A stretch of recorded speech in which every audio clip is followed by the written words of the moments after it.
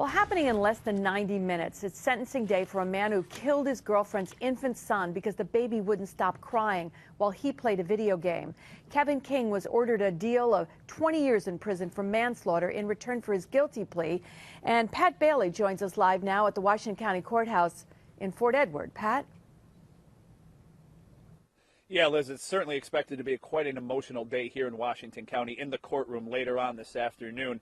Now, as you mentioned, 3-month-old Brett Diaz was killed last August. His father, 30-year-old Kevin King, accepted responsibility for his son's death. And as you mentioned, because he accepted that responsibility, he was able to avoid a murder charge, and he accepted a plea deal instead for manslaughter. And just today, 30-year-old Kevin King is expected to get 20 years in prison for his role in his son's death. Now, it was during court proceedings that we learned that Mr. King was in fact playing video games, Call of Duty in fact, and became very angry that the child would not stop crying. Now, a video was shown to a judge of King reenacting how he slammed the child, but that video was never showed in court. Now, again, King, initially charged with murder, accepted that plea deal of manslaughter, and later on this afternoon, at sentencing, is expected to get 20 years in prison. Now, as you can imagine, of course, his family members have been here throughout the whole court process, but the mother of the child has not been at every court proceeding, I'm told. So it'll be interesting to see if she shows up here today and if